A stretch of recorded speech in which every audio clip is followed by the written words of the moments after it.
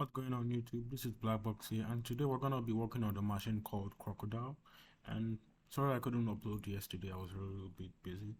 And now for this box, we're gonna be connecting to the machine's FTP server to download some files that contain user information, and then we scan the website to find the hidden directories and narrow down our search to specific file types on that website to gain a foothold into that website as well. Then once we have the foothold, we use the files we downloaded from the FTP to log in into the server and get our flag.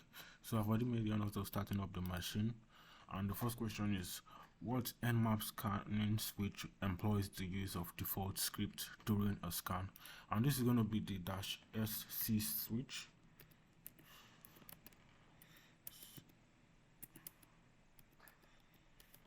Okay, so I'm going to start the NMAP scan now.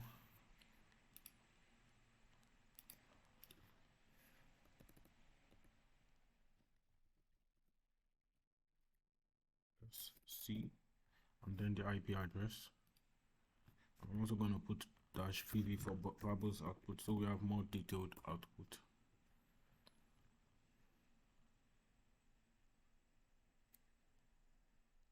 Okay, and we already have our NMAP scan, and we see that this machine is running on port 21, which is the FTP server, and also on port 80, which is HTTP server. And I'm going to go back to question 2.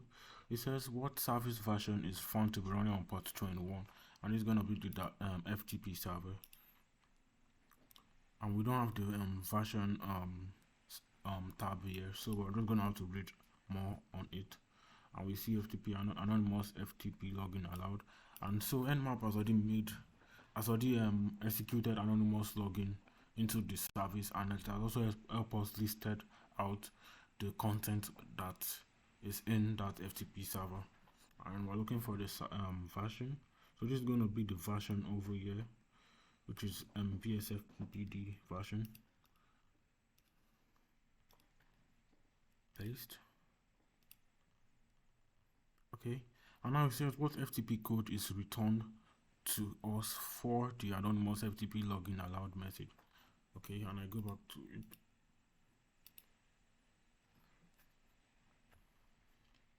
And if we look over here, we see FTP code 230, and so that means the code we received was 230, and this is the FTP server's way of saying that we have access to the server after providing the correct credentials. So I'm just going to put in 230 as our answer.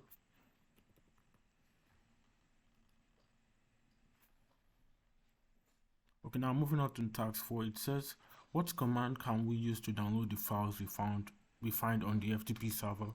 And for this, we're going to have to connect to the FTP server. I'm going to open up another terminal.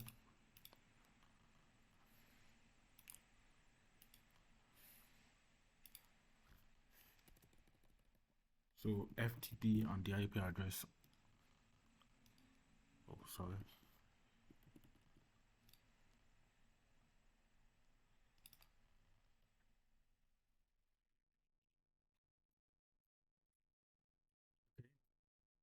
And like I said before, we're going to use the anonymous username for the login. And we could see that we log in with 230 login successful. And if I use ls right now, we could see what we had here was the same. Was the same with what we have here with the files. Okay. And the question was, what command can we use to download the files we find on the FTP server? And now that's going to be the get command. So I just submit that. And to make our work neat, I'm going to exit out of it and create a directory for.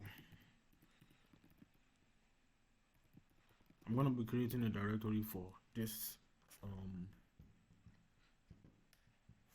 machine. I'm going to clear this out. Else, okay. And now I'm going to connect back into that machine.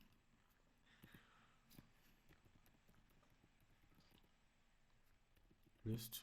And to get to the files, we use the get command and the name of the file. And these are the permissions of the file. So from here to here, these are the permissions. This is who owns that file, the owner of the file, and the group. And we also have the date it was created and the year. So from here upward like this, that's the day it was created. And this is the name of the files. So I'm going to be getting the first file, tab, enter, and we can see that it has been transferred completely to our system. And I'll also be getting the second file. Okay, and so I'm just going to log out of this and clear it out, and I can find those two files in my own system. So the next task says that what is one of the higher privileged sounding usernames in the list we retrieved. So we're gonna be concatenating this file since it contains since it's labeled user list. So that should mean something like username listed, and this one is gonna be the password since it ends with PASSWD. So I'm gonna be using cat allowed username.list, and we could see some usernames like Iran, Meow, and the one with higher privileges is gonna be the admin file, because every Linux systems always has either the root or the admin are always known as higher privileges, even outside the Linux system. So that's gonna be admin. Now it says what version of Apache HTTP server is running on the target host. So we go back to our NMAP scan, and we go to port 80, and we don't see any Apache version over here. So we go to the web page. Since the we see port 80 running on that server, so that means it's going to have a HTTP browser on it. So we could either access it like by typing HTTP column for 2 forward slashes and the IP address,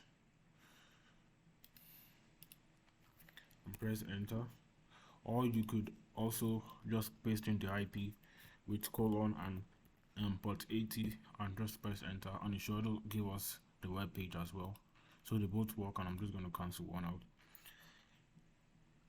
From here we inspect our page. This one is another way of seeing the Apache version, and I go to the network tab here and I reload, and I go back to the top. You could see the forward slash, that means like the root directory, because if you use cd forward slash, it's going to take us back to our root directory.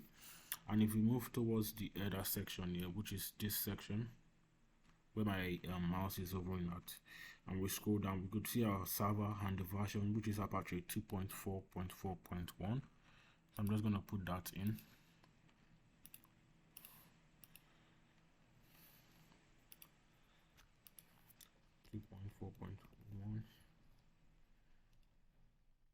And I will say, what is the name of a handy website analysis plugin we can install on our web browser? Now this is going to be the Wapalizer web browser extension,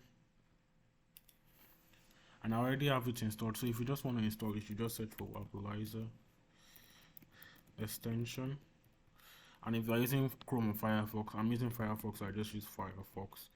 So instead you just change the Firefox to Chrome, and you just get click on add-ons, and you just add to Chrome. I already have it installed.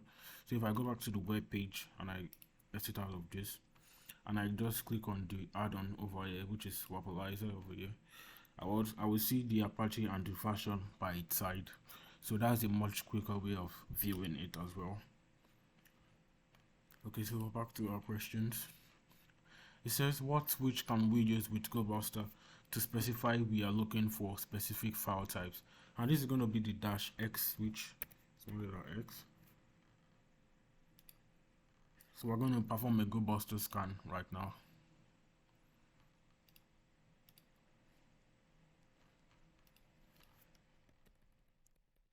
So GoBuster. dir.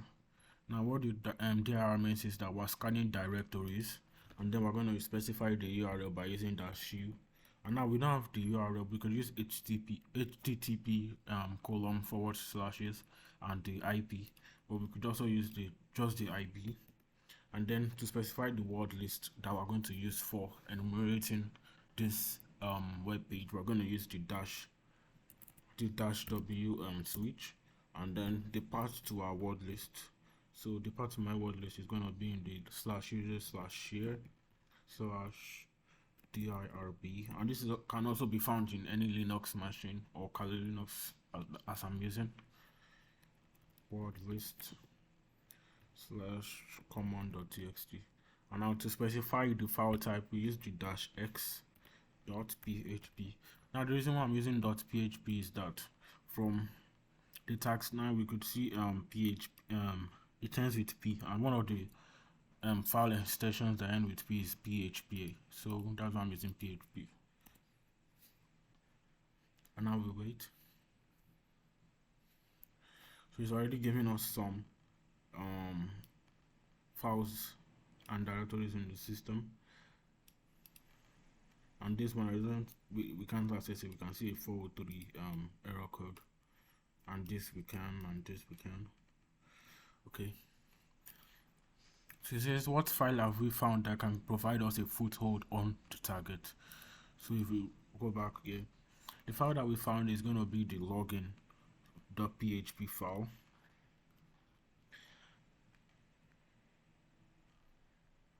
Now what a foothold means is it allows us to gain access. Is what allows us to gain access to a network. In this case, that's going to be the login.php, which we will use to gain access into that web page. So login.php.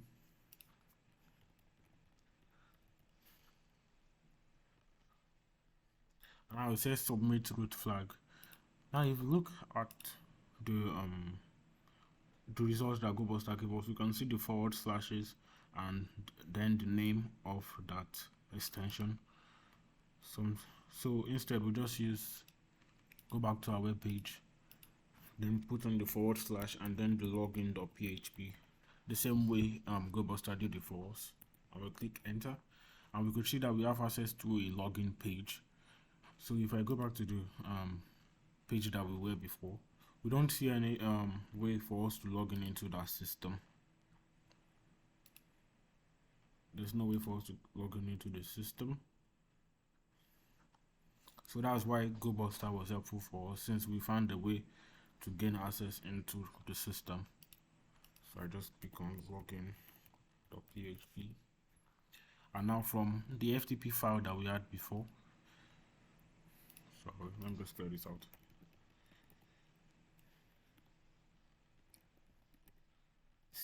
See the Crocodile. Okay, and then we're gonna use admin login. So admin, okay, and then for the password, we received the password file earlier from the HTTP server. So I'm going to use cat allowed.password, and now we can see a list of passwords in the server. So I'm guessing it's going to be the last one, since from the username we had admin and this as well.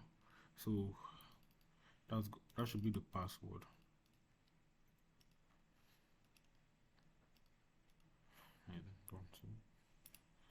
Okay, and that seems like the password, and our flag is over at the top over here. I'm just going to copy this, and now from that we're able to gain access into what the admin could see and not what the regular user could see, like our revenue and what our company server usages, account setups, and